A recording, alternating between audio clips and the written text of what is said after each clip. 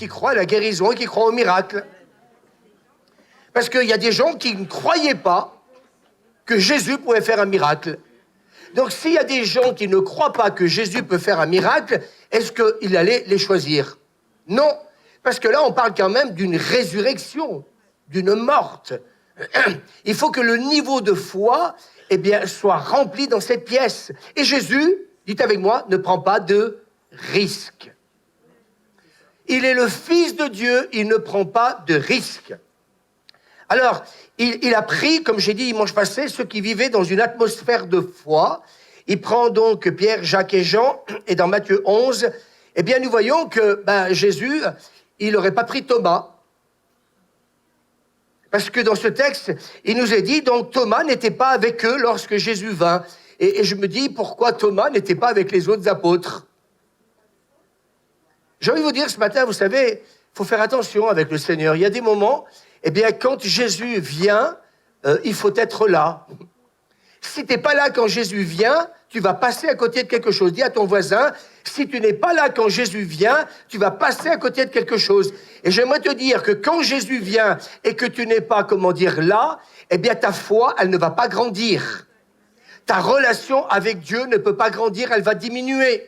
Et j'en donne l'exemple, les disciples lui dirent, nous avons vu le Seigneur, mais il dit, si je ne vois pas, ça y est, tac, il est dans une incrédulité. Pas possible. Vous savez pourquoi? Parce qu'il a décroché à ce moment-là. Je voudrais vous dire ce matin, je ne veux plus prêcher et faire dans la dentelle. Je suis là pour vous enseigner, pour vous dire, faites attention. Même nous, les leaders, ça concerne tout le monde. Moi, j'aimerais vous dire, on peut décrocher comme les autres. Et là, Thomas, où est-ce qu'il est? Il n'est pas avec les autres. Jésus va se révéler, va se manifester donc aux autres, mais Thomas, lui, il a été ramasser des champignons. Il dit, moi, j'ai pas besoin d'un culte, j'ai pas besoin des réunions de prière. Mais pourquoi les réunions de prière d'ailleurs? Pourquoi ci, pourquoi là? Moi, j'ai besoin de me tenir dans la présence de Dieu. Et là, ils sont là. Et donc, voilà, l'incrédulité. Si je ne vois pas ses mains, la marque des clous, et ne mets pas... C'est un apôtre qui parle, hein? C'est un apôtre qui parle. C'est pas un disciple simplement de Jésus-Christ. Et il dit, voilà, donc si je mets pas mon doigt dans la marque des clous, si je mets pas ma main de son côté, je ne croirai point. Waouh, quelle incrédulité. Vous l'auriez choisi, vous, pour aller prier pour la jeune fille? Oh, si, pasteur, attendez, mince. Oh, vous m'avez oublié. Ah, oh, c'est pas gentil, hein. Vous auriez pu aussi m'emmener, moi aussi. Eh bien, non. Je suis en train de vous dire, là, c'est biblique ce que je suis en train de vous dire. Mais Derek, c'est biblique ou pas, ce que je suis en train de dire? Eh bien, non. Je te prends pas, Thomas. Je te prends pas parce que quand il aurait fallu être là avec les autres, tu es pas là. Et tu es passé à côté de quelque chose. Je voudrais vous dire en ce moment, ne loupez pas les réunions, quelles qu'elles soient, parce que vous passez à côté de quelque chose. Parce que, mes amis, ta foi ne grandira jamais tout seul. La foi, elle augmente quand nous sommes ensemble. Quand, mes amis, eh bien, nous sommes ensemble, la présence du Saint-Esprit est plus forte, oui ou non. Je l'ai dit dimanche, 2 ou 3, pas tout seul. Alors, il y a des gens qui disent, ah, mais moi, je vis une relation verticale avec Dieu. Oui, mais Dieu veut aussi que tu la vives aussi d'une manière aussi horizontale avec les autres. Et avant, si c'est ton doigt, ne sois pas, qu'est-ce que Jésus lui dit? Waouh! Il dit à un apôtre, oh purée, est-ce que les chrétiens se vexent des fois quand on dit certaines vérités dans les entretiens? Mais Jésus lui dit, sois pas incrédule. Ça vous aurait fait plaisir à vous? Allez, on est honnête, on peut parler dans une prédication. Ça vous aurait fait plaisir que Jésus te dise, pas Louis Lombardo, parce que Louis Lombardo, ça passe pas. Jésus, ça peut passer, mais encore, il faut faire attention, parce que même avec Jésus, on peut être susceptible, parce qu'on le voit dans les Bibles. Les religieux, ils sont d'une susceptibilité quand Jésus les reprend. C'est vrai qu'il les reprend pas gentiment quand même. Hein. J'ai envie de vous dire, il s'est pas fait des amis, Jésus, hein. J'écoutais hier un homme de Dieu qui disait, vous savez, en tant que pasteur, on ne se fait pas des amis, hein. Mais moi, c'est pas grave. Moi, mes amis, je les connais et ils me connaissent, ils savent qui je suis, je sais qui ils sont. Et par la grâce de Dieu, quand on sait, eh bien, on peut cultiver quelque chose et on peut aller plus loin. Mais Jésus lui dit, sois pas incrédule, mais crois. Dis à ton voisin, sois pas incrédule, mais crois. Et donc, qu'est-ce que va dire Jésus? Tu m'as vu. Parce que tu m'as vu, tu as cru. Il y en a qui veulent voir des miracles et des guérisons quand ils se produisent. Mais avant, non. Et j'ai dit dimanche passé, il faut que dans nos églises, on cultive une atmosphère de foi. Dis-le à ton voisin, il faut qu'on cultive cette atmosphère de foi. L'incrédulité n'a rien à faire au milieu de nous. Dis avec moi, l'incrédulité n'a rien à faire avec nous.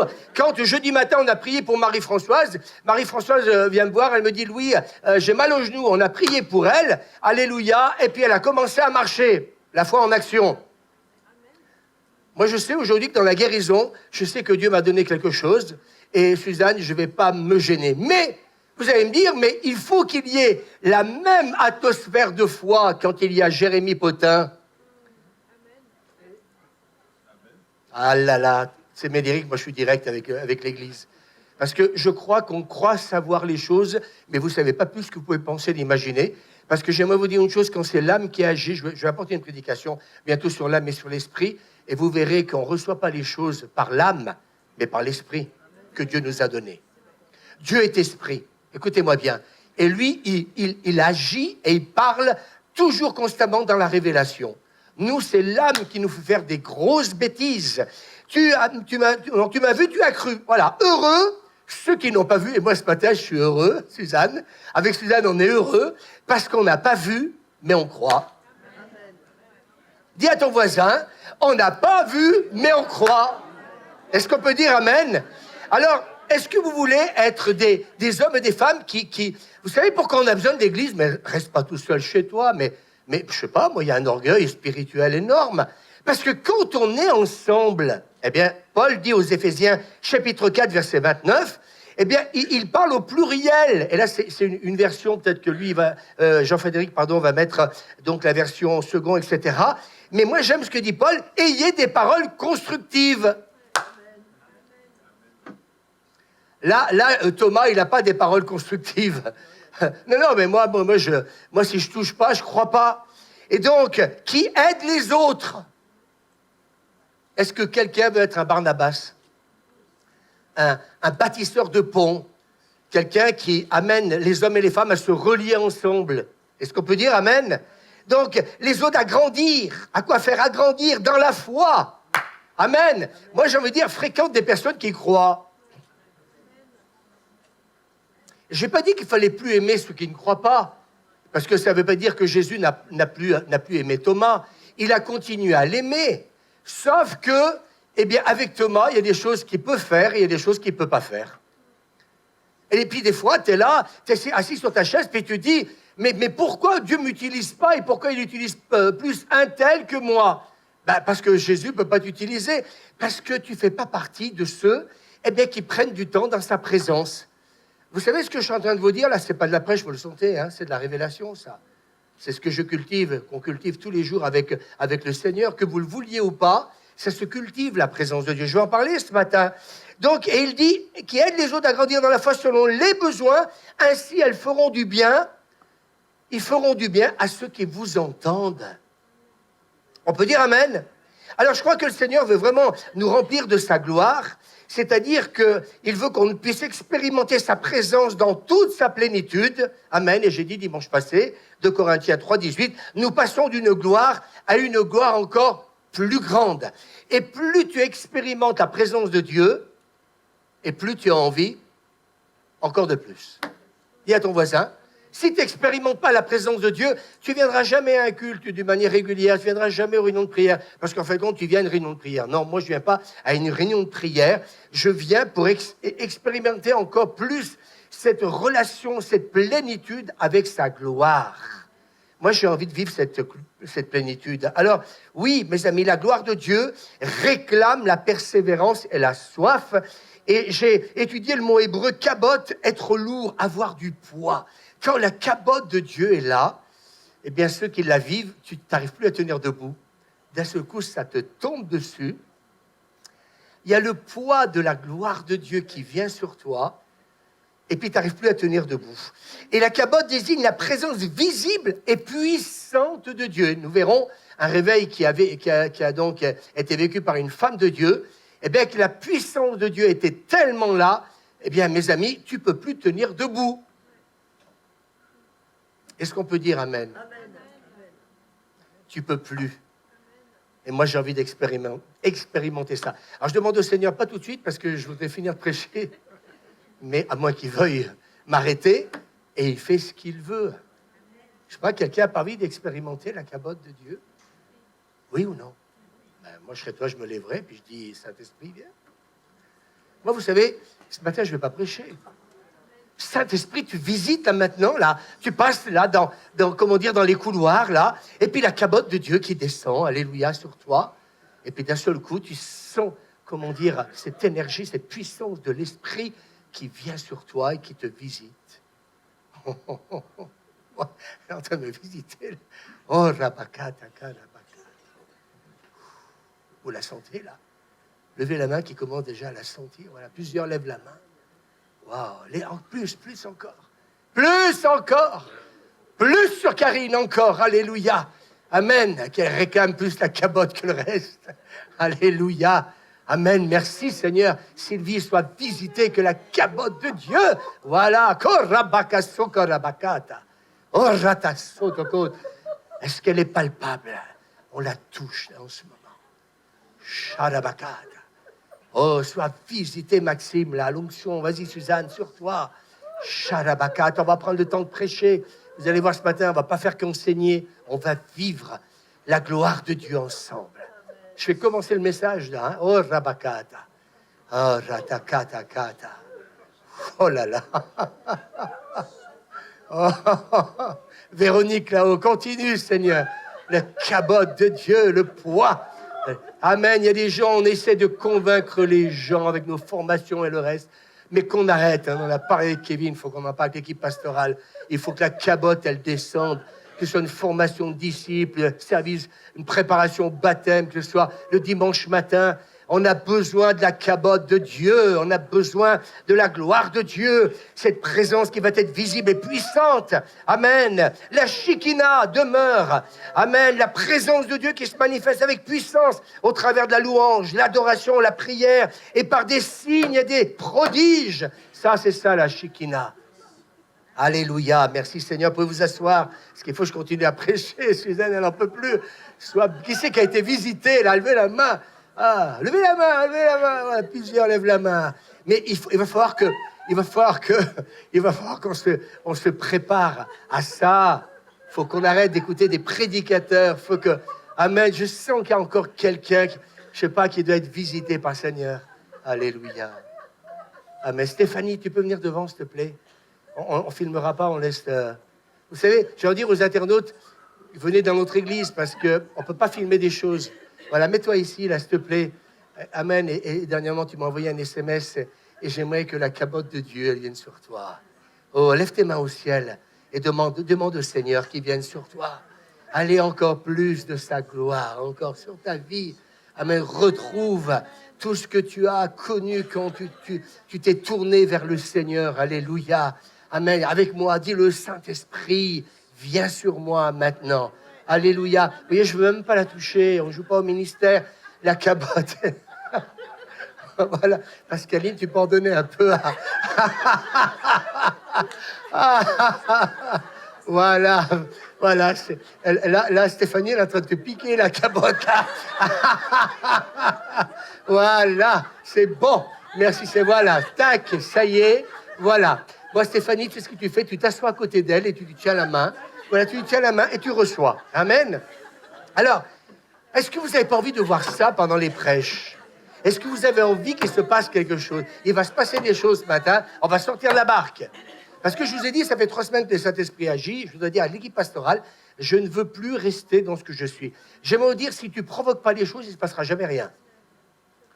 Et moi, je veux être celui qui est rempli de l'Esprit et qui agit. Donc, alors il faut nourrir, dis à ton voisin, notre foi par toutes les bénédictions. Vous voyez, le témoignage de Marie-Françoise, ça donne de la foi ou pas? Si Dieu, tu l'as fait pour elle, tu vas le faire pour moi. Pas vrai, Ingrid? Alléluia. Alors, dans le livre d'Exode, qu'est-ce qui s'est passé dans le livre d'Exode, au chapitre 7 et jusqu'au chapitre 12? Il y a eu 10 fléaux. Vous vous souvenez ce qui s'est passé? Il y a eu les eaux du fleuve changées en sang, les grenouilles, les moustiques ou les poules, les mouches, la mort des troupeaux, les furoncles, la grêle, les sauterelles, les ténèbres, la mort des premiers-nés. Et puis il y a eu aussi le miracle de la mer Rouge. Dans Exode, chapitre 14, verset 21, Moïse étendit le bras au-dessus de la mer. Le Seigneur fit souffler alors un fort vent d'est durant toute la nuit pour refouler la mer et la mettre à sec. Les eaux se séparèrent et les Israélites traversèrent la mer à pied sec. De chaque côté d'eux, l'ont formée comme une muraille. Et hier matin, à la réunion de prière, j'étais en train de penser, vous savez, le jour de la Pentecôte, il y a eu un vent. C'est votre Bible, un vent violent. Et là, je me suis dit, excusez-moi, mais je pense que ça a dû faire un sacré vacarme pour que simplement, eh bien, il a soufflé un fort vent. Je ne crois pas que ça pouvait faire 200 km/h. Hein. Non, enfin, moi, j'ai imaginé, à 200 km/h, ça ne s'ouvre pas une mer. Ça a soufflé toute la nuit. Ça a soufflé. Est-ce que Dieu ne pouvait pas le faire en quelques secondes? Il aurait pu le faire. Mais je crois qu'il fallait que de leurs yeux, ils voient. La foi vient de ce que l'on entend. Et là, ils commencent à voir ce vent qui est là, impétueux, qui est en train d'ouvrir cette mer. Et moi, j'étais, hier matin, à la réunion de prière, en train d'imaginer ça. J'ai dit, waouh, grandiose. Et d'un seul coup, tac, 2 murailles. Vous imaginez un peu les choses? Alors, comment un homme qui a vu autant de miracles, écoutez bien, si vous auriez vécu le miracle des 10 plaies, votre foi, elle est où? Vous ne me suivez pas? Elle est où votre foi? Oui ou non? Et puis d'un seul coup, la mer, elle s'ouvre. Oui ou non? Alors je voudrais dire ce matin, et écoutez bien ce que je veux dire, ce n'est pas une prêche, à ceux qui se privent de la présence de Dieu, est-ce que nous voulons davantage? Et là, je me suis posé une question cette semaine, toute simple.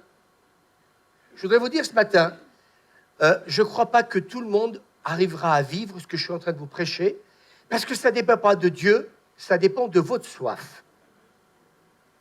Vous pourrez prier tant que vous voulez chez vous, tout ce que vous voulez. Il y a des moments, il faut être là où la gloire de Dieu se manifeste avec les autres.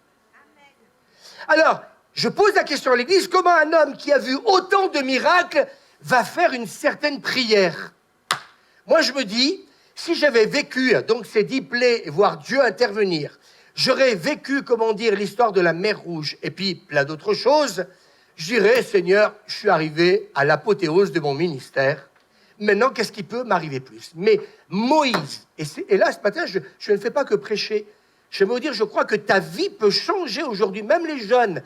Ta vie peut être différente, ça va dépendre de ta soif. Et Moïse va faire cette prière, et j'ai bien lu, ça se passe après les 10 plaies, ça se passe après la mer Rouge, dans Exode 33. Alors Moïse dit au Seigneur, je t'en prie, fais-moi voir ta gloire.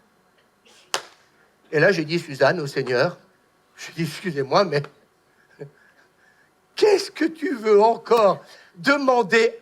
Nous voulons être la génération du plus. Amen. Jeff, bouge-toi plus. Eric, bouge-toi plus. Patrick, bouge-toi plus. Quand on n'a pas vécu, nous, ces choses-là, les leaders, les 10 plaies, ni la mer, eh bien, j'aimerais vous dire que peut-être que certains se sont arrêtés en chemin. Je vais prêcher par le Saint-Esprit, donc je suis en train de vous dire, je ne suis pas dans le reproche, mais je vous dis des vérités. Parce que quand on a vécu ce que Moïse a déjà vécu avec le reste, entre parenthèses, parce que là, on passe au chapitre 33, donc il s'en est passé des choses. Moïse a encore déjà vu la gloire de Dieu, mais il n'est pas satisfait. Dites avec moi, nous ne sommes pas satisfaits. Mais Moïse, mais qu'est-ce que tu veux encore? T'as vu ma présence? Il l'a vu. Là, on est au chapitre 33. Au verset 13, il s'est passé encore des choses, Suzanne. Il n'y a pas eu que les furoncles. Il n'y a pas eu que la mer Rouge. Mais mes amis, Exode 13, l'Éternel allait devant eux le jour dans une colonne de nuée pour les guider et la nuit dans une colonne de feu pour les éclairer afin qu'ils puissent marcher jour et nuit. Et mes amis, quand vous vivez ça, est-ce que vous êtes encore en train de prier, Seigneur, fais-moi voir ta gloire? Qu'est-ce que je suis en train de vous dire, de vous expliquer là? Allez, un petit récapitulatif. Ce que vous faites, oui, mais des fois, on dit oui, on n'a rien compris. Non, mais qu'est-ce que je suis en train de vous dire? Il y a eu les 10 plaies, la mer qui s'est ouverte, il y a la nuée, il y a la colonne de feu, et Moïse, il dit, fais-moi voir ta gloire. Dieu dit, oh, oui, mais si on ne voit pas à l'église, eh bien, excuse-moi, mais je vais te dire, moi ce qui me bâtit, ce qui me construit, c'est pas que ma relation avec Dieu tout seul, à la maison, ou ailleurs, ou dans ma voiture, ou ailleurs. Ce qui me construit, c'est quand je suis dans sa présence, les 2 ou 3, je vous rappelle, mais on est plus que 2 ou 3. Alors, ce sont les assoiffés, les passionnés de sa présence, excusez-moi de vous le dire, qui vont vivre la gloire de Dieu. Si vous ne le comprenez pas ce matin, vous pourrez chanter, essayer de conduire les gens, prêcher, tout ce que vous voulez, si tant que tu ne seras pas rempli de l'esprit, parce que justement tu veux plus. Moi, vous savez ce que j'aimerais dire? C'est ce que j'ai envie de dire tout à l'heure. On est jeunes convertis, on est bouillants, on est plein de feu. Et puis les années passent, puis on voit que, écoutez, excusez-moi, on ne voit plus, hein, Suzanne, ce même enthousiasme, cette même passion pour Dieu. L'église, avant, il n'était pas question que je loupe une réunion, puis maintenant, ça fait 1 mois que je ne viens plus, mais ça ne me dérange pas. Et si ça ne vous dérange pas, écoutez, le Seigneur va vous laisser avec votre incrédulité. Hein. Il va vous laisser avec votre dépouillement spirituel. Je peux me permettre de vous parler franchement? Non, je ne peux pas. Ce qui me bâtit, ce qui me construit. Vous savez, je disais dernièrement, cette semaine avec quelqu'un, vous savez, dans les entretiens que j'ai, je ne peux pas me permettre de dire n'importe quoi. C'est pour ça que je fais intervenir des gens importants, des policiers, etc. Pourquoi je vous l'ai dit dernièrement? Vous croyez que je suis un insensé? Mais quand de moment vous conseillez quelqu'un, eh bien c'est soit vous le recevez de l'esprit, et puis ça marche, ou ça ne marche pas, et puis là, vous allez avoir des soucis. Je vais vous dire, ça fait 35 ans que je suis pasteur, j'ai plein de gens qui viennent me voir. Posez-vous la question, pourquoi ils viennent me voir? Vous croyez que si les gens, eh bien, me prenaient pour un insensé, je pose la question, est-ce que vous croyez qu'ils viendraient me voir? Vous allez y avoir un médecin, vous, qui vous soigne jamais? Vous allez y avoir... je pose la question. Moi, demain, j'ai déjà encore 2 rendez-vous demain. J'en ai un autre mardi matin, j'ai mon agenda qui se remplit. Mais pourquoi les gens... Ce n'est pas des gens que de l'église. J'ai 2 personnes de l'extérieur qui viennent me voir. Vous croyez qu'ils viennent pourquoi? Parce que je suis pasteur? Alors, oui, les assoiffés, ce ne sont pas ceux qui, mes amis, eh bien, ne vivent pas cette présence de Dieu, eh bien, qui vont, vivre ça. Et puis, je repose la question, j'ai relu encore ça cette semaine, il faut relire les mêmes textes, qui sont montés sur la montagne de la transfiguration. Cette semaine, moi, j'ai besoin de comprendre. Mais qui est monté, encore une fois, pour la fille qui a été ressuscitée? Qui c'est qu'il y avait? Pierre, Jacques et Jean. Qui c'est qu'on retrouve dans Matthieu 17? Pierre, Jacques et Jean. Il en frustre des gens, Jésus. Hein. Ça commence à faire piston un peu, Suzanne. Un pasteur qui a ses préférés. Il n'a pas de préféré, le pasteur. Je vais être franc avec vous. Il faut arrêter, vous savez, laisser le diable, des fois, nous pourrir la vie. Et moi, j'étudie la parole. Et Suzanne, c'est le temps que j'y passe. C'est que quand je retrouve, eh bien, ces 2 textes où Jésus reprend les mêmes, posez-vous la question, ce n'est pas du rejet vis-à-vis des autres apôtres. C'est tout simplement parce que, mes amis, ils sont assoiffés de Jésus. Il changea d'aspect devant leurs yeux, son visage, Matthieu 17, d'aspect devant leurs yeux, son visage se mit à briller comme le soleil et ses vêtements devinrent blancs comme la lumière. Vous n'avez pas envie d'avoir envie de plus de la gloire de Dieu? Vous n'avez pas envie de vivre plus que Suzanne? Je sens que le surnaturel va de plus en plus venir au milieu de nous. Vous le croyez? De plus en plus, il va y avoir des actions du Saint-Esprit. Le livre des Actes en est rempli. Amen. Mais Jésus ne prend pas n'importe qui. Excusez-moi, je ne veux pas vous blesser. Il ne révèle pas sa gloire à tout le monde. Parce que là, dans Matthieu 17, qu'est-ce qu'il voit, Suzanne? Vous n'auriez pas voulu voir Jésus Son visage se mit à briller comme le soleil. Il y a Jésus il est en djellaba, quand il est dans les rues. Il est avec ses sandales. Il devait sentir des pieds. Non? Il avait sa baignoire, avec sa bassine avec lui tout le long. excusez-moi, quand vous marchez dans le sable, etc., surtout qui marchait beaucoup, je pense que des démons, ça ne devait pas sentir la rose. Mais là, il voit Jésus. Vous n'avez pas envie de ça? Moi, je suis là en ce moment. Je cherche la présence de Dieu parce que je sais qu'il y a plus. Et je vais vous donner des exemples ce matin. Amen. Et quand nous avons la présence de Dieu dans nos vies, eh bien, j'aimerais vous dire, moi, je veux la présence de Dieu dans ma vie. Vous savez pourquoi? Pour qu'on puisse dire, ah, Louis vit ça, vit ça. Non, pour bénir les autres. Dites avec moi, pour bénir les autres. Parce que, mes amis, quand nous avons la présence de Dieu qui découle dans nos vies, et que Dieu nous bénit, eh bien, il va y avoir, dis à ton voisin, la faveur. Il va y avoir la sécurité. Il va y avoir la prospérité. Mes amis, et là, j'ai relu un peu, comment dire, l'histoire de cet homme de Dieu que vous avez dû lire dans un livre. Donc, Tommy Tenney, c'est cet homme de Dieu qui invite un prédicateur à venir prêcher dans son église. Et ce jour-là, il s'est passé des choses. Dis avec moi, il s'est passé des choses. Il lui demande de venir à la chaire, de prêcher, et tout à coup, il y a eu un coup de tonnerre dans l'église. Ça veut dire que, boum, imaginez que, peut-être que le Seigneur peut confirmer, hein, boum, un grand bruit dans l'église. Vous savez ce qui s'est passé? On nous a offert ce pupitre, là, il est costaud, hein. Eh bien, le pupitre, il s'est fendu en deux. Un éclair est venu sur le pupitre, voilà, le pupitre s'est ouvert en deux. Le pasteur, le gars qui était là pour prêcher, il tombe par terre.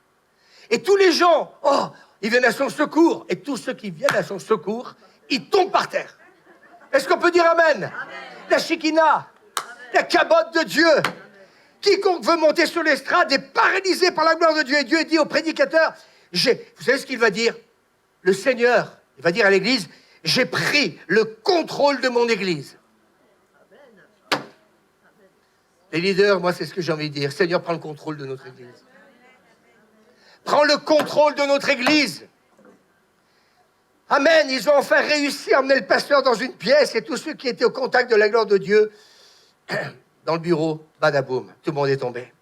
Alors le culte devait se terminer et personne n'a pu sortir de l'église. Il n'y a même pas besoin de fermer les portes à clé. C'était trop tard. Tout le monde était touché. Il n'y a pas eu de prédication. Les gens ont commencé à se repentir, à demander pardon pour leurs péchés. Et un réveil a commencé dans l'église. Et mes amis, du fait que c'était une grande église, ils avaient 3 cultes. Alors, nous, on a été une fois en Allemagne.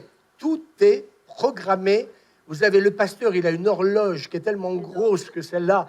Eh bien, si tu ne la vois pas, c'est qu'alors, voilà. Et à la minute près, il faut que le prédicateur, il arrête donc de prêcher. Et là, les gens, ils arrivent. Il n'y a plus de place. Parce que les gens du premier culte, ils sont en train de brouter la moquette. Et puis, le temps passe. Le 3e culte arrive. Et les gens, ils sont toujours en train de fumer la moquette. On a besoin de sa présence. Quand j'entends des fois certains me dire, oui, les rétrogrades, etc. Arrêtez. Je prie plus, moi, pour ça. Parce que je crois que vous êtes trompés d'inspiration dans la prière. Il faut prier pour que la Shekinah et la gloire de Dieu descendent. Est-ce que, honnêtement, si à midi, je pose la question à Étienne et à vous tous, la gloire de Dieu descend, tu crois que tu vas rentrer chez toi? Nous, à Mâcon, on l'a vécu, Médéric, oui ou non? Non? Ceux qui ont été à Mâcon, tu partais plus, hein? Moi, je me souviens un jour, on était obligé de me transporter donc jusqu'à Colombes. Allongé donc dans la voiture, je ne pouvais plus me tenir debout. Ça a duré des heures. Un jour, Robert m'a même laissé à la chapelle de la Grâce. C'était midi, je suis resté jusqu'à 3 heures de l'après-midi, allongé sur la moquette. Bon appétit, Louis. Je ne pouvais même plus lever la main. La gloire de Dieu était sur moi. La Shekinah. Et mes amis, quand la présence de Dieu vient, la maladie, la dépression, tout ça, ça va partir. La présence de Dieu en nous va faire en sorte que nous allons être vus différemment des autres. Zacharie 8, 23, 10 étrangers parlant chacun une langue différente saisiront un juif par le pli de son manteau et diront, nous voulons aller avec vous parce que vous avez la cabote et la Shekinah sur vous. Est-ce qu'on peut dire amen? Excusez-moi les leaders, je suis en train de vous dire à vous et à vous tous, c'est ce qu'on a besoin aujourd'hui. C'est de la cabote, c'est de la chikina. Oh, on va aller chercher un autre enseignant, je vous dis dernièrement. Démas, il est parti dans le monde alors qu'il avait le plus grand prédicateur. Je me suis rendu compte que vous, les chrétiens, parfois, les chrétiens certains, le diable leur ment sur toute la ligne, parce que si on a un prophète, si on a un évangéliste, si on a, comment dire, un enseignant comme l'apôtre Paul, vous allez tellement être enseigné qu'en fin de compte, vous n'allez pas lâcher la main du Seigneur. Eh bien, Démas, il a lâché la main du Seigneur alors qu'il avait un érudit plus que peut-être on en a connu jusqu'à aujourd'hui. Est-ce qu'on peut dire amen? Et c'est pour ça que le Seigneur m'a dit, Louis, il ne faut pas se tromper. L'ennemi est un menteur. Il utilise même la parole de Dieu pour même nous mentir. Ce qui s'est passé ce jour-là, il n'y a pas eu la main de l'homme. Dieu dit, je prends le contrôle maintenant de ce moment. Et que, pasteur, content ou pas content, même si tu as mis 20 heures à préparer ton message, eh bien, je m'en fous. Je suis Dieu, je fais ce que je veux. Un coup de tonnerre, badaboum, machin par terre, et tout le monde est devenu bouillant. Boudou, bou, bou, bou, bou, bou, bou. Il n'y a plus de chrétiens tièdes et froids.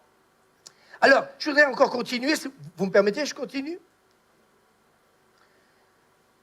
J'ai noté que, en fin de compte, ce qui nous rend, comment dire, bibliquement spirituel, c'est pas le fait qu'on obtienne, Suzanne, le pays où coule le lait et le miel. Parce qu'on pense que si on obtient notre Canaan, eh bien, ça va faire de nous des gens spirituels.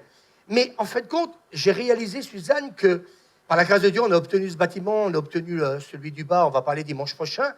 Mais ce qui, quelque part, a fait que le peuple de Dieu du temps de Josué, donc, on avait la preuve qu'il était béni, parce que Dieu lui donne quand même, leur donne le pays de Canaan. Eh bien, j'aimerais vous dire une chose, que c'est pas ça qui... Le fait d'obtenir, vous voyez, j'ai du mal à m'expliquer, je vais arriver à le dire, c'est pas le fait qu'on soit béni, que c'est ça le plus important. Que tu aies ton Canaan, c'est pas ça le plus important. Vous savez ce qui a été le plus important à ce moment-là? C'est pas qu'ils aient le pays où coule le lait et le miel, c'est pas la bénédiction. Et nous, les chrétiens, on recherche toujours la bénédiction. C'est une erreur que nous faisons. Écoutez bien ce que je veux dire.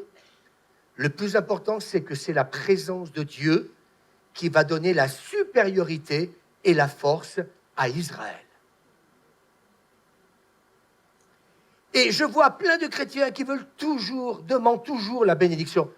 Si, mes amis, il n'y a pas la présence de Dieu dans nos vies, dans nos églises, dans notre pays, il n'y aura pas la supériorité et il n'y aura pas la force. Et ce qui a différencié Israël avec toutes les autres nations, dites avec moi, c'est la présence de Dieu. Qui veut se lever ce matin, demander pardon au Seigneur, dire Seigneur, mais on a construit nos cultes comment? Et bien ce matin, comme le Saint-Esprit m'a dirigé pour la Sainte Seine et pour ce moment, Dieu est dans son temple. Qu'on fasse silence. Quelqu'un veut se lever et dire, mais Seigneur, en fait compte, vous voyez, moi, j'ai pas envie que les gens disent, ah, ils ont un super bâtiment. Et moi, combien de pasteurs m'ont dit, ah, mais quelle grâce vous avez eu d'avoir ce super bâtiment. Moi, j'ai pas envie, Suzanne, allez, ça y est, je commence à être plus clair, à ce qu'on nous loue parce qu'on a un super bâtiment. Moi, ce que j'aimerais, c'est que les gens nous disent, on s'en fout de votre bâtiment. Ce qui, pour nous, fait la différence, c'est que vous êtes un peuple supérieur et vous êtes un peuple qui manifestait la force et la puissance de Dieu. Et c'est ce qui a fait, mes amis, que Israël était dans la victoire quand il marchait avec Dieu. Ce qui a fait de lui un peuple supérieur aux autres, c'est parce qu'il y avait la présence de Dieu. Et moi, ces derniers temps, j'arrête pas de m'humilier, de demander pardon au Seigneur. Parce que quand je vois une Marie-Françoise qui est guérie, je loue Dieu, mais quand ce n'est pas le cas, je suis en train de me poser la question, mais Seigneur, est-ce que nous sommes en train de vivre ce que je suis en train de vous dire? Le succès n'est pas dans la bénédiction uniquement. Le succès, tu comprends ce que je veux dire? Le succès vient quand c'est la présence de Dieu qui va nous donner, eh bien, la force, par la puissance du Saint-Esprit, eh bien, de manifester la gloire de Dieu. Est-ce que ça vous parle ce matin, ce que je suis en train de vous dire? Il y en a qu'un qui s'est levé, 3, 4. Ça ne vous intéresse pas de vous lever et dire, moi, Seigneur, c'est que je veux. Seigneur, mon Dieu, c'est non pas la bénédiction. Seigneur, merci parce que tu m'as augmenté mon salaire. Oui, merci Seigneur parce que j'ai une belle maison. Oui, merci Seigneur parce qu'on a une belle église. Non, ce que le Saint-Esprit veut nous dire ce matin, le plus important, c'est ma présence au milieu de vous. C'est pour ça que Moïse dit dans Exode 33, 15, je connaissais par cœur ce texte, mais vous savez, Dieu vous donne la révélation. Moïse lui dit, si tu ne marches pas toi-même avec nous, ne nous fais pas partir d'ici. Ah, mais ils sont rentrés dans le Canaan. Regardez, ils sont bénis. Ils ont le lait, le miel. Non, ce qui a fait la différence, c'est la présence de Dieu. C'est le feu, la colonne. C'est ça qui a fait la différence. C'est que quand, mes amis, c'est quand ils ont parlé de l'ouverture de la mer Rouge, quand ils ont vu que Dieu protégeait son peuple, que Dieu intervenait par des miracles. Là, les nations à côté, qu'est-ce qu'elles ont fait? Elles ont fait quoi? Dites-le avec moi. Elles ont eu peur. De qui? D'Israël? Non, du Dieu d'Israël. Oui, le Dieu d'Israël. Et moi, j'aimerais vous dire ce matin, ce qu'on a besoin, c'est le Dieu d'Israël dans la cité de lumière. Vous pouvez vous asseoir. Moi, c'est ma prière en ce moment. J'ai vécu des choses merveilleuses, Moïse, mais je veux encore plus. Je sais pas, moi je sens que quelqu'un a envie de se lever. Je veux plus. Je vais fendre ce pupitre-là. T'as pas envie de courir quelque part, dire je veux plus, Seigneur. Ce que mon pasteur me prêche ce matin, c'est bon. C'est bon parce que je suis en train de réaliser. Le fils à Béatrice, c'est comment ton prénom? Luc, tu peux pas courir, s'il te plaît, en disant je veux plus, Seigneur. On prie pour toi, dis-le. Je veux plus, Seigneur. Vas-y, cours, c'est grand ici. Prochaine fois, viens en basket et mets en basket. Allez, dis-le, je veux plus, Seigneur. Est-ce que tu le veux vraiment? Si tu le répètes pas parce que je te demande, hein. Tu le veux vraiment?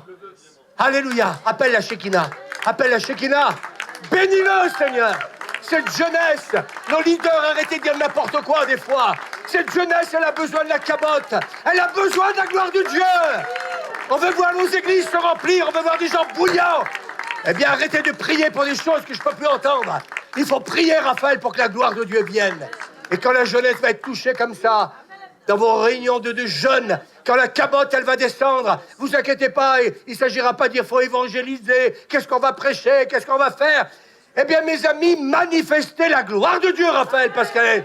Et donc, Kevin, et quand la gloire de Dieu sera sur vous, l'Esprit du Seigneur est sur moi. Ésaïe 61. L'Esprit du Seigneur est sur moi, parce qu'il m'a oint. Et si t'es oint, alléluia, si t'es rempli du Saint-Esprit, tu vas voir si Dieu va pas faire des exploits avec toi. Je pense que certains sont vraiment religieux. Je pense que certains ont vraiment rien compris. Et moi, j'aimerais vous dire en ce moment, Dieu me parle. Oui, Suzanne, je vis des choses merveilleuses avec Dieu et je vais vous les faire partager, alléluia. J'ai envie de vous donner soif. Regardez comme il est beau, là. Tu vois, Béatrice, tous les psys, tout ce que tu veux entre nous. Hein. Aïe, aïe, aïe. Regarde ton fils, là. Tu vois, c'est comme dans ce que je suis en train de prêcher. Ils étaient paralysés. Oui, mais vous croyez que je vais continuer à prêcher? Je veux voir la gloire de Dieu accompagner ce que je prêche. Vous croyez quoi? Est-ce que tu es bien, Luc? Ça te dérange pas qu'on est là? Non, non, ça. Regardez-le comme il est beau. Non, mais sérieux. Les jeunes filles, calmez-vous, hein. Non, sérieux. Tout de suite, j'ai dit qu'un garçon était beau, tout de suite. Non, mais regardez ça. Il n'y a que Dieu, Médéric, qui peut faire ça. Regardez-le un peu. Je ne sais pas, vous prêchez ce matin, vous endormir. Regardez-le comme il est beau dans le Seigneur. Là, il y a la maman, là, elle a envie de danser. Va danser un petit coup là-bas. Va danser un petit coup. Là. Béatrice, elle aime bien danser aux réunions de prière. Moi, ça ne me dérange pas. Voilà, c'est une louange à Dieu, ça. Amen. C'est la présence de Dieu qui donna la supériorité et la force à Israël. Et quand il y a la présence de Dieu, vous avez tous les cadeaux. Vous avez le miel et le lait, Suzanne. On se casse les pieds, les gars, pour le bas. Mais si tu as la présence de Dieu, ça va venir. Ce diable m'attaque beaucoup sur les finances. Mais à chaque fois, je lui réponds. Et je lui dis, mon vieux, oui, vous n'êtes pas attaqué, vous n'avez pas des responsabilités. Si vous aviez les miennes, comme dit Suzanne, comme le sait, tous les jours, je pense que vous changeriez peut-être de service. Ce qu'être pasteur, c'est pas que prêcher, c'est faire beaucoup de choses. Et c'est vrai qu'on a besoin de la présence de Dieu. Alors, rentrons dans l'église avec sa présence et sortons de l'église avec sa présence. Demain, à ton école, Pascaline, sois un instrument de bénédiction. Oui, mais je n'ai pas le droit de parler de Jésus. Mais il n'y a pas besoin de parler. Tu sais ce qu'a dit Jésus? Celui qui m'a vu, il a vu le Père. Il n'a pas dit celui qui a parlé par des discours. Il a dit celui qui m'a vu, il a vu le Père. Et quand on voyait Jésus, je pense que les gens, ils pleuraient tellement l'amour de Dieu en le Fils se manifestait. On peut dire Amen. Alors oui, Exode 34, 35, les enfants d'Israël regardaient le visage de Moïse et voyaient que la peau de son visage rayonnait. Je ne sais pas, mais quand je dis ça, je dis pétard Seigneur, mais pourquoi lui, il l'a vécu? Et nous, on ne pourrait pas le vivre. Je pose la question à l'église, Jean-Pierre, c'est la même gloire ou pas? La même gloire qui est sur Moïse, elle est pareille pour nous aujourd'hui. Pourquoi il y aurait une colonne de la moitié de c'est bon, non, c'est pas grave. Béatrice, ton fils, là, c'est beau. Tu peux prendre une photo pour montrer ça à ton mari, à tes enfants, que ça viendront à l'église aussi. J'allais dire quelque chose de méchant. Bon, je l'ai dit doucement, je l'ai dit. Oui, mais il faut être courageux quand on prêche. Faut dire les choses. Il faut chercher d'abord le royaume de Dieu avant toute chose. Alléluia. Soyons attentifs et prêts, ne réagissons pas. J'ai relu les vierges qui étaient négligentes. J'ai beaucoup aimé cette version, Suzanne. Matthieu 25. Ah tiens, il donne des textes bibliques. Oui, j'en donne, parce que je ne prêche pas, vous savez, j'invente pas des choses. Je vous laisse la parole de Dieu. 5 d'entre elles étaient négligentes et 5 étaient prévoyantes. J'ai beaucoup aimé cette version. Vous savez, on parle des folles et puis des sages. Moi, j'ai préféré marquer négligente. Vous savez, je voudrais vous dire, dans notre vie spirituelle, qui est d'accord avec moi, des fois, on est négligent. On est négligent, on n'est pas assez la parole, on prend pas assez du temps dans sa présence. Oui, on délaisse la vie ecclésiale et puis plein d'autres choses. On se nourrit de quoi, en fin de compte? Alors, le marié tardait à venir, les jeunes filles eurent tout sommeil et s'endormirent. Voyez, j'ai bien relu le texte. Toutes. Maître, ouvre-nous. Mais le marié répondit, je vous le déclare, je ne vous connais pas. Pierre, Jacques et Jean, ils sont vraiment connus de Jésus. Mais je pense que parfois, on n'est pas autant connus qu'on pense l'être. Parce que de temps en temps, on prêche, de temps en temps, on prie, de temps en temps, on fait ceci, on fait cela.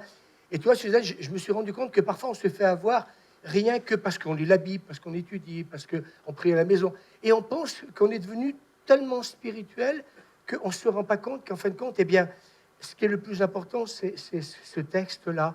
C'est toujours prévoir, faire en sorte que ta vie spirituelle soit toujours en harmonie. C'est demain matin, la réunion de prière, mardi, c'est jeudi, c'est samedi. C'est moi, des fois, je dis à certains, pour que tu restes à bouche fermée. La meilleure défense, c'est l'attaque. La meilleure des choses, c'est ce que tu déclares de ta bouche. Alléluia. José, on a fait quoi l'été passé? On t'entendait tous les matins. Oh là là. J'ai envie de t'entendre cette semaine. C'est pas un reproche. J'ai envie de t'entendre. C'est quand elle prie, elle prie bien. Quand elle prie, il y a le feu. Chaque été, on passe 3 heures dans la présence de Dieu tous les jours. Ben écoutez, excusez-moi, mais on commence le premier jour, ça priote pas trop. Après, il faut presque les faire taire après. Dire, oh, attendez, excusez-moi. Laissez-moi de la place. Aussi. Mais pourquoi? Parce que nous sommes transformés de gloire en gloire. Luc, sois béni, on peut l'applaudir. Amen. Veillez donc, ajouta Jésus, car vous ne connaissez ni le jour ni l'heure. Oh, mais Jésus, ça fait 50 ans qu'on me dit qu'il va revenir. Il n'est pas encore là. Ouais, regardez un peu les infos. Si vous pensez que ça devient de plus en plus gentil, je pense que là, vous n'avez pas compris ce que dit quand même les Écritures. Hein. Non, on n'est pas dans le même monde. On n'est plus dans le même monde. Alors malheureusement, c'est quand... Et puis malheureusement, vous savez ce que j'ai marqué? En fin de compte, c'est comme les vierges qui étaient négligentes. C'est quand on néglige la présence de Dieu, Suzanne, là je vais me faire des amis ce matin, c'est que d'un seul coup, le pasteur dit, il faut chercher la présence de Dieu. Ah tiens, il y avait un déserteur, il revient à l'église. Ouais, mais tu as laissé le feu s'éteindre. Et malheureusement, eh bien, on commence à rechercher l'onction, la présence de Dieu, dès qu'on est confronté à un besoin. Est-ce qu'on peut lever la main pour me dire, Médéric, tu es d'accord avec moi? Oui, il me fait comme ça, Médéric. Mais oui, entre prédicateurs, on se comprend. Ou personne n'a levé la main. C'est pas vrai que parfois ça nous arrive on délaisse Dieu, on n'est pas dans l'état d'esprit de Moïse, on est négligent, etc. Et puis d'un seul coup, tac, ah oui, tiens, j'ai entendu dire qu'à la cité, il y a eu quelques guérisons, il y a eu ceci, il y a eu cela. Et si je revenais? Réveille-toi, toi qui dors, Éphésiens chapitre 5, verset 14. Réveille-toi, des fois je ne suis pas toujours d'accord avec notre équipe pastorale. Non, c'est pas marqué réveiller ceux qui dorment. Il faut connaître votre Bible, hein, les gars. C'est marqué réveille-toi, toi qui dors. Ça veut dire quoi? Expliquez-moi. Ça veut dire quoi? C'est à Sylvie à me réveiller? C'est à moi de la réveiller? Dis à ton voisin, je ne vais pas te réveiller. Vous savez pourquoi? Parce que si quelqu'un n'a pas soif, Suzanne le sait, maintenant, quelqu'un ne veut pas venir à l'église, restez chez vous. C'est pas biblique ce que je dis. Restez chez vous. On ne va pas vous tirer par les cheveux. Hein. Faites ce que vous voulez. Hein. Oui, mais moi, j'ai ma présence de... Non, t'es un corps. C'est un corps, t'es pas un membre, tout seul. Donc fais ce que tu veux. Ça déplaît, mais c'est biblique. Comme je dis aux gens, quand j'envoie des SMS aux gens, je dis, mais c'est biblique. N'abandonnez pas vos rassemblements. Hein. C'est quoi? C'est moi qui l'a mis dans la Bible. Et l'ennemi sait qu'une personne qui est loin de Dieu porte en lui la puissance du Saint-Esprit. Et qu'est-ce que l'ennemi veut faire quand il sait que tu es revêtu de la puissance du Saint-Esprit? Il veut anéantir les plans que Dieu nous révèle. Et mes amis, l'ennemi sait que si Dieu nous utilise pour un changement, eh bien mes amis, ça va le déranger. Et plus on se rapproche du but, j'ai marqué, plus l'ennemi essaye de nous résister. Car nous sommes pour lui une menace. Parce que quand l'ennemi sait que tu es plein de Dieu, que tu commences à vivre la Shekinah et la gloire de Dieu, eh bien, vous savez ce que dit l'ennemi? Ils ne sont pas loin de la percée. Est-ce que vous voulez une percée dans votre église? Non, mais quand je pose la question, c'est sérieux ce que je suis en train de dire. C'est est-ce que vous voulez la percée dans votre église?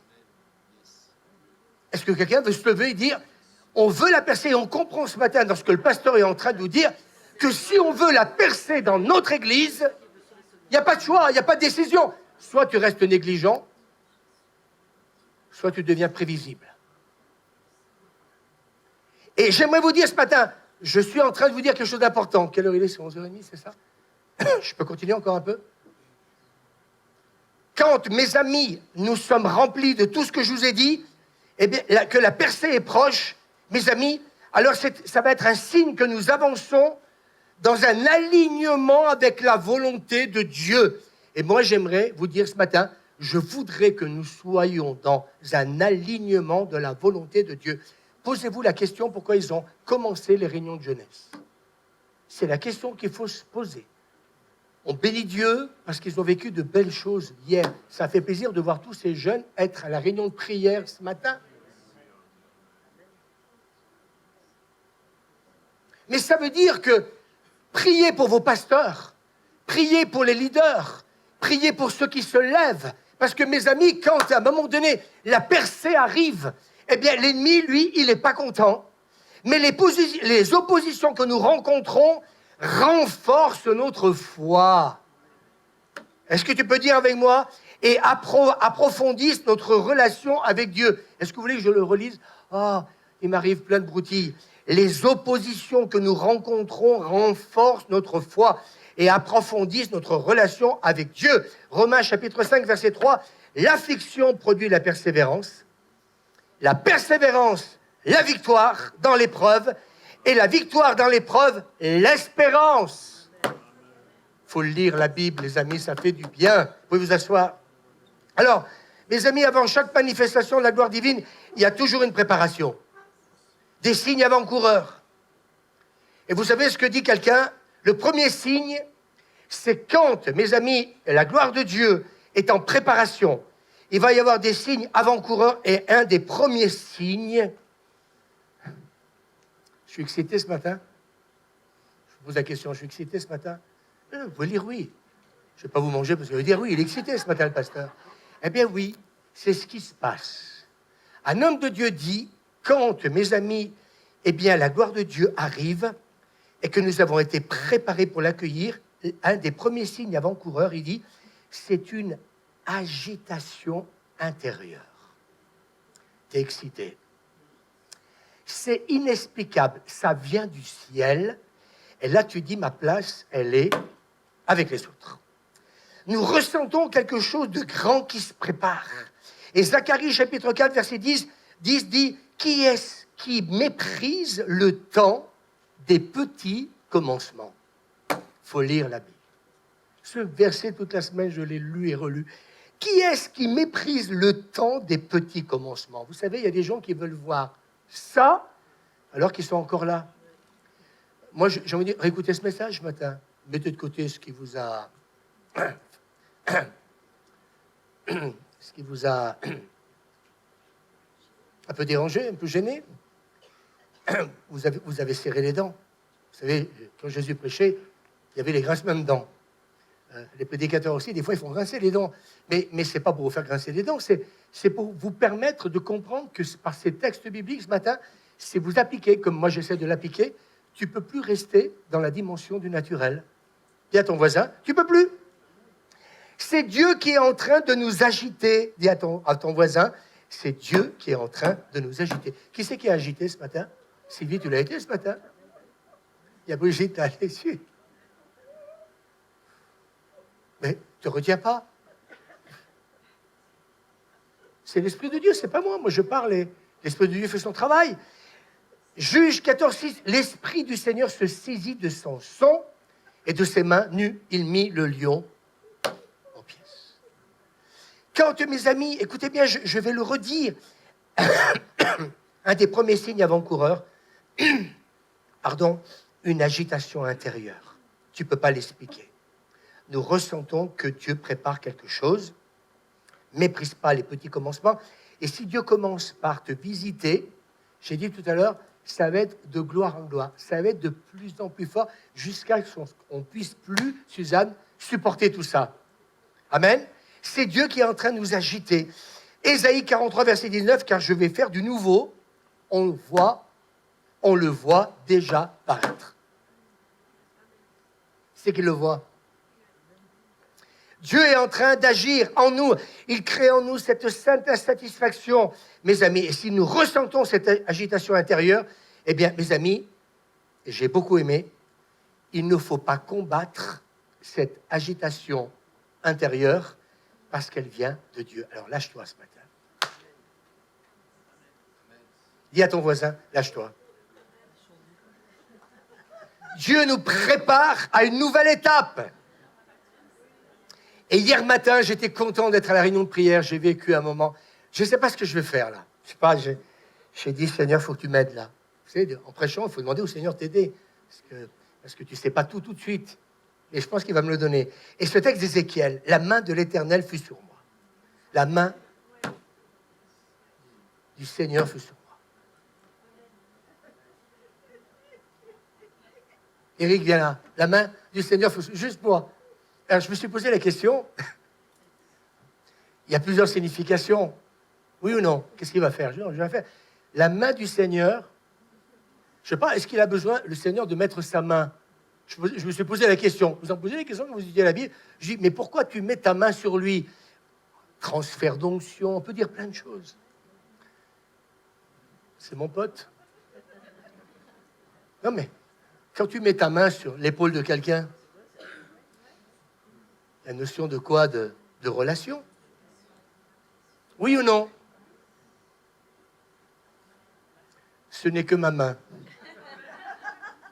Comme j'ai dit dimanche passé, c'est Ah, c'est le fils du charpentier. Vous avez tout faux si vous voyez que Jésus, le fils du charpentier. Si vous voyez Jésus, le fils de Dieu, c'est plus pareil. Continue à laisser la main du Seigneur se poser sur toi.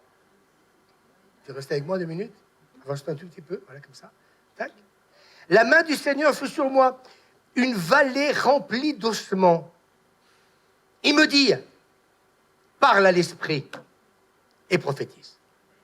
Esprit vient des 4 vents, souffle sur ces morts et qu'ils revivent. Par le souffle de l'esprit, ils se tinrent sur leurs pieds. Parle à l'esprit et prophétise. Et là, cette semaine, j'ai fait une étude, j'ai eu du mal à comprendre, mais ça y est, je pense que ça commence à venir. Et vous savez, en grec, le logo, c'est une parole écrite. Vous savez, votre Bible, que vous lisez tous les jours. Et puis, en fait, compte, il y a 2 choses. Le logo, c'est la parole écrite, votre Bible que vous avez dans la main. Écoutez bien ce que je veux dire, parce que moi, c'est quand j'ai proclamé ce texte que j'ai compris hier. Tu peux lire Ézéchiel 37, normalement, naturellement. Et puis, d'un seul coup, eh bien, il y a le Réma. C'est toujours la parole écrite, mais inspirée de Dieu. En fin de compte, c'est une parole qui t'est révélée. Tu lis ta Bible normalement tous les jours, et tous ceux qui connaissent leur Bible, c'est bien, mais faites attention, parce que la lettre, elle tue, mais l'esprit vivifie. Et là, je n'avais jamais compris la différence entre le logo et le Réma. En fait, le Réma, c'est une parole révélée, et c'est pour ça que dans ce texte, parle à l'esprit, c'est pas que le logo, mais c'est le Réma.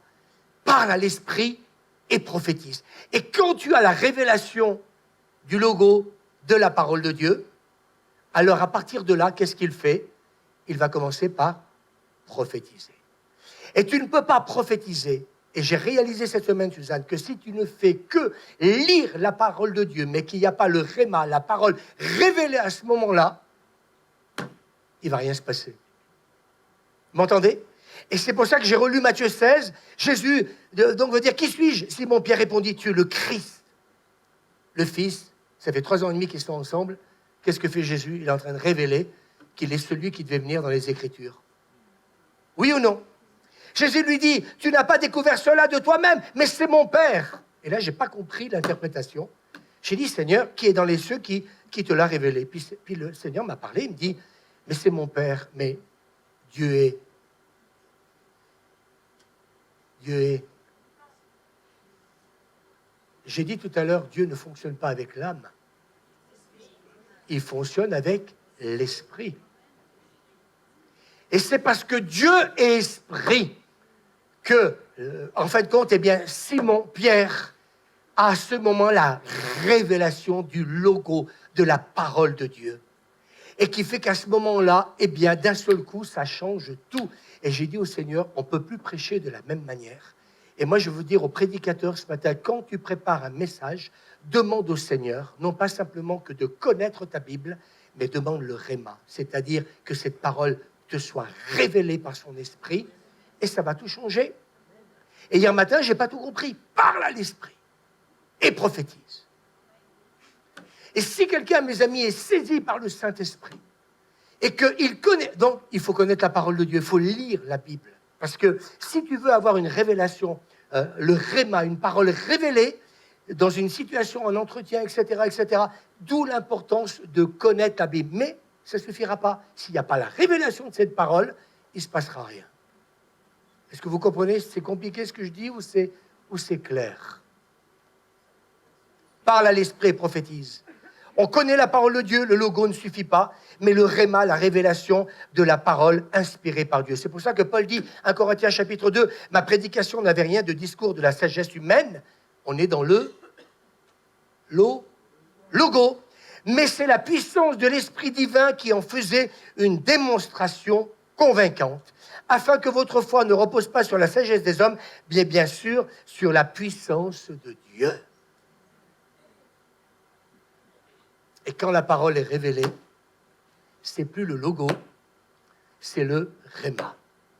Et là, à ce moment-là, cette parole va pouvoir agir. Vous souvenez-vous, dans le livre des Hébreux, elle est plus tranchante qu'une épée à quelconque, à double tranchant. Elle est capable de séparer, de faire une œuvre merveilleuse.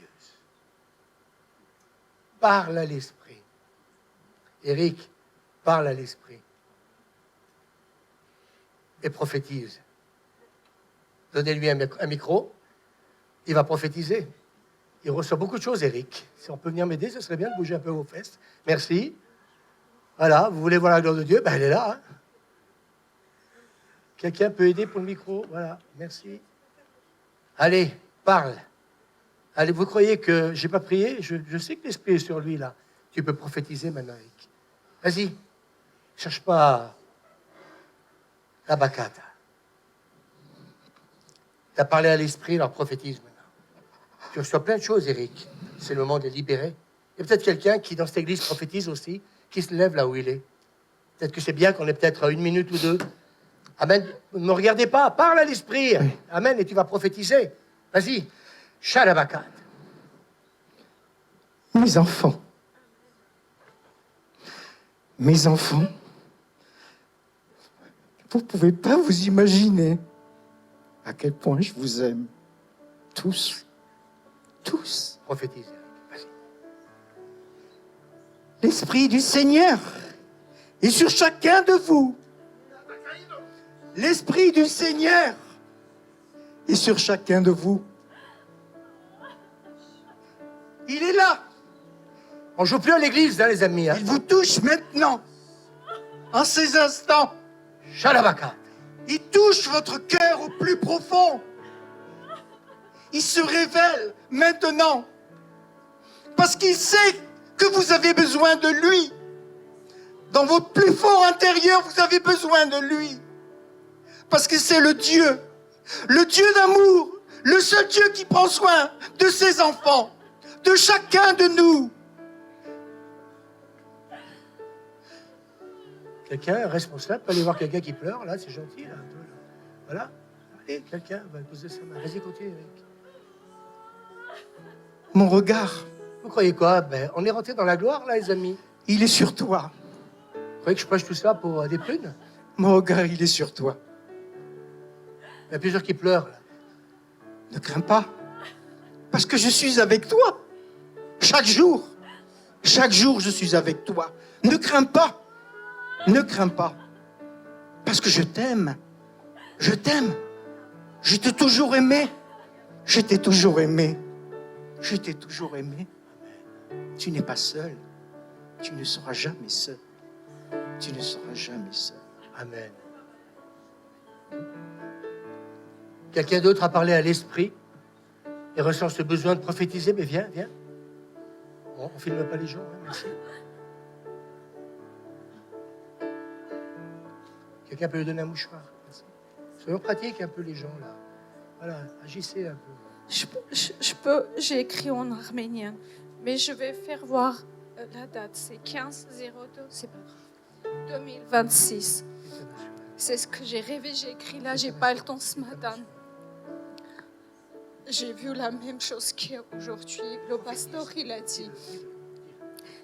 J'ai vu ma grand-mère et maison de ma grand-mère, il y avait toute ma famille.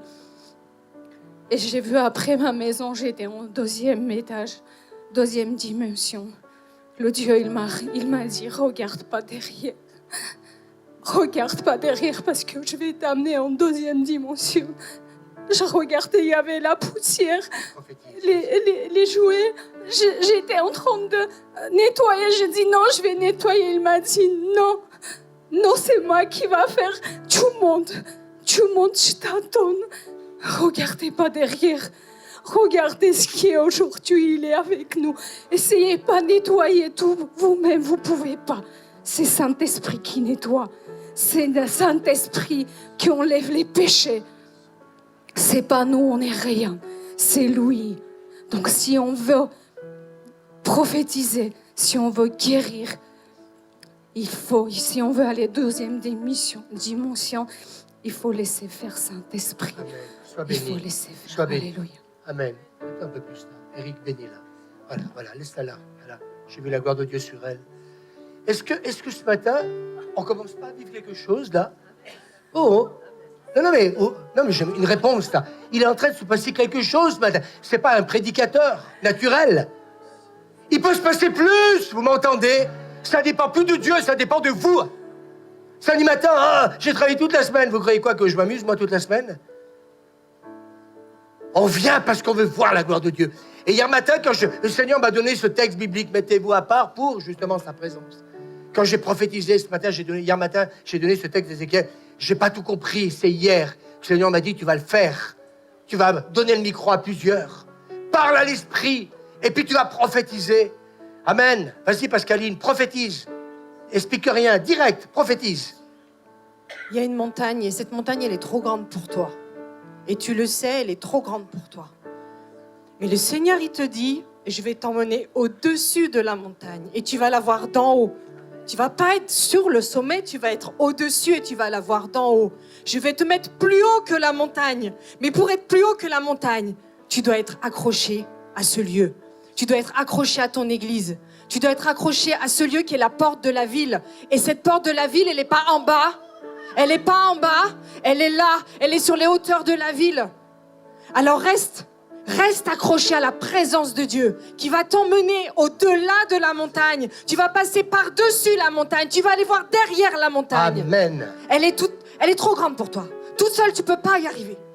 Mais le Seigneur, il va t'emmener au-delà de la montagne, au-dessus de la montagne. Hier, j'ai vu, quand on priait, une immense colonne noire comme ça qui était devant moi.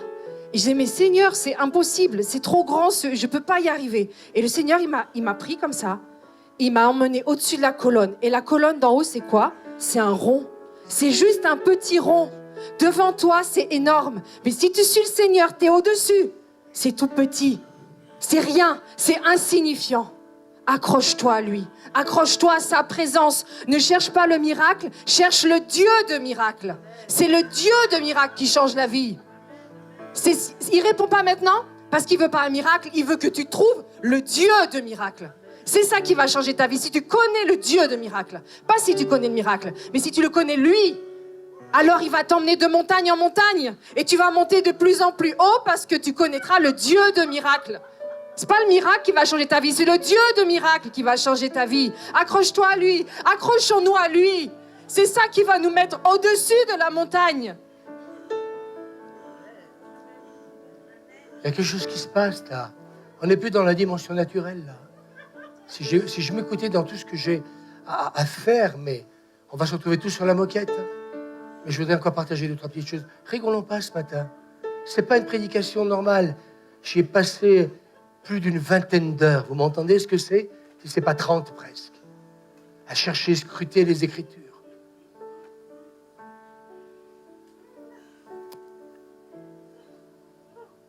Parle à l'Esprit. Et prophétise la vie. C'était une vallée d'ossements, c'était mort. Cette ville, elle a besoin que des chrétiens se lèvent et prophétisent. La vie.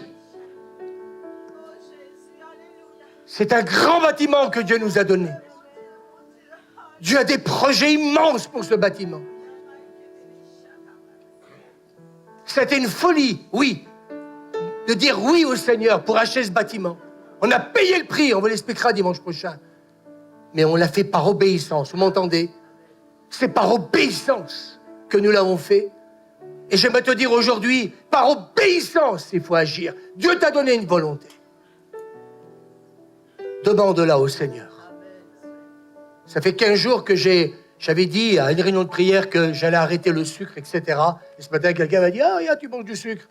J'avais une haleine qui sentait pas bon et ma femme me dit « Prends un bonbon sucré, ça va te rafraîchir la laine ». Malgré que je m'étais lavé les dents, je dis tout ça parce que sinon vous allez croire que... Mais ça fait 15 jours que j'ai diminué le sucre à 95% et que j'ai arrêté plein de choses qui me donnaient du cholestérol. Et je me suis rendu compte que des fois, la maladie, elle est liée, bien souvent, à notre manque de sagesse. J'ai déjà perdu du poids et je me suis donné un but, un objectif, pouvoir re-rentrer dans tous mes pantalons et mes chemises. Et dans 2 mois, on en reparlera et vous verrez que... Mais Dieu donne la volonté. Dieu donne la volonté. Je me suis rendu compte qu'il y a des choses qu'on n'obtient pas parce que nous sommes négligents.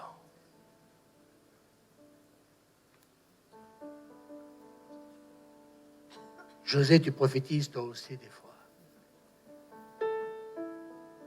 Parle à l'esprit et tu seras une voix prophétique. Je n'ai pas dit prophète, une voix prophétique.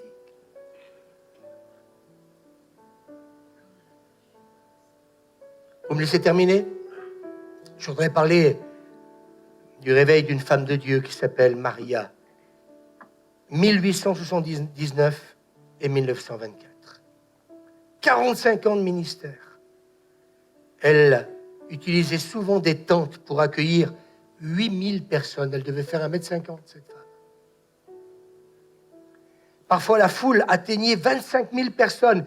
Et un jour, la puissance de Dieu est tombée sur la foule et a touché 500 personnes. Beaucoup sont tombés par terre. D'autres debout, le visage, les mains levées vers le ciel. Le Saint-Esprit est descendu, d'autres criaient, d'autres pleuraient à haute voix. Vous avez vu ce matin, il y a des gens qui ont crié, des gens qui ont pleuré. L'action du réveil a conduit des milliers de chrétiens froids et tièdes à redevenir bouillants pour Dieu. La clé, elle est là. Demandez au Seigneur de vous montrer comment prier. Je ne prie plus de la même manière. C'est elle qui a apporté les changements, non? La gloire. Guérison physique. Les services de baptême atteignirent des milliers de personnes. 82 personnes sont fait baptiser. Quelques semaines après, 62.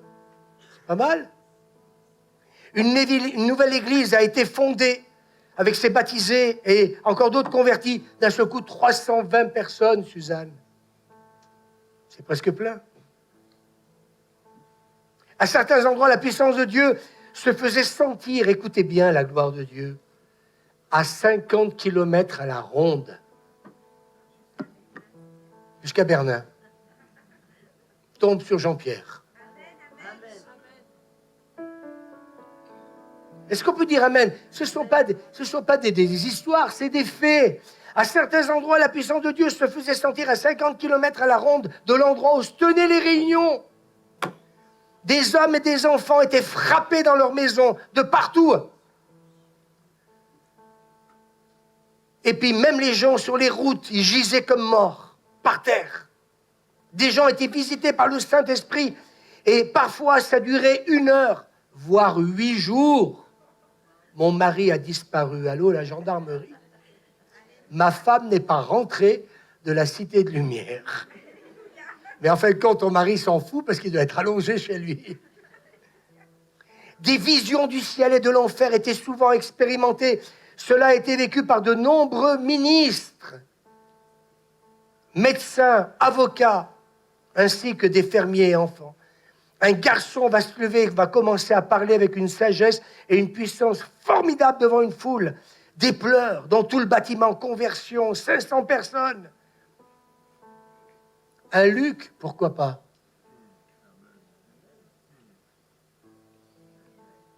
Je t'ai pas entendu? Amen. La crainte de Dieu s'est abattue sur la ville, la police n'ayant pas de travail, car les bars étaient fermés, et même les barman assistaient aux réunions. Et par moments, on entendait de la musique céleste.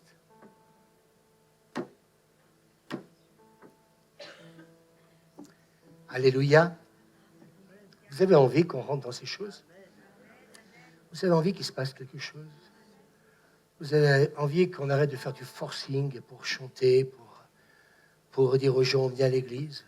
Vous n'avez pas envie de ressortir de ce lieu différent? Qu'on puisse dire, oui, qu'est-ce qui se passe là? Pourquoi ça brille sur ta tête? Pourquoi il y a une langue de feu sur toi? Vous voyez ce que je veux dire? Tu ne peux pas parler dans ton travail, mais c'est pas grave. Tu as quelque chose, toi, que moi, j'ai pas. Ça vous est arrivé? Que les gens vous disent, tu as quelque chose, toi, que moi, j'ai pas. Tu as envie, eh bien, que Dieu te bénisse, oui, mais pour moi, la bénédiction le plus important, c'est quand la présence de Dieu est là. La puissance de Dieu est là. La force de Dieu est là. Sur une église, sur son peuple. Alors c'est là que les gens vont reconnaître que nous sommes l'église de Jésus-Christ. Est-ce que quelqu'un a à cœur de se lever? Je sens que le parler en langue vient sur moi. Et j'aimerais dire à certains, il faut que ça sorte de là. Il faut que tu te lèves et que tu commences à parler en langue. Si tu n'es pas baptisé du Saint-Esprit, que le Saint-Esprit vienne sur toi.